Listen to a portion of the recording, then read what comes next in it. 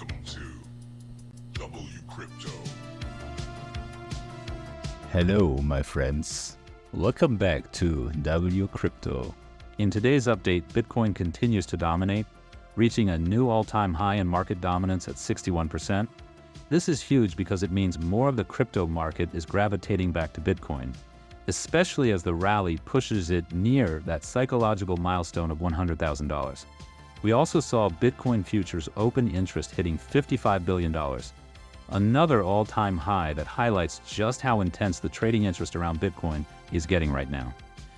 Now, while Bitcoin is showing this incredible strength, the larger macro picture is also shifting. Gold has dropped by 9% since October 31st, which is a significant move for an asset usually seen as a stable store of value. Meanwhile, the dollar index, or DXY, has gained 3.5% since November 5th, indicating a strengthened dollar. This tells us that investors are flocking toward assets they believe in for the long term. Bitcoin, ironically, over gold in some cases. On the technical side, Bitcoin printed a red dot on the wave trend indicator on the daily chart.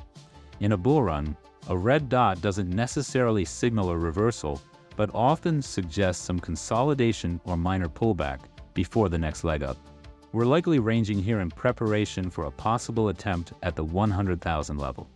With new highs at around 93,000, we're so close that this breakout could happen in the coming days, and in my opinion, by the end of December at the latest.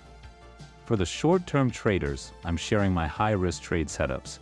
As I mentioned in the Discord, I entered a long position around 89,000, scaled in and out, and now sit at an adjusted entry of 89.7 thousand. I took advantage of today's dip too, with a sub-account entry at 88.7 thousand after we saw the market retrace from today's high of 91,000 down to 88.4 thousand.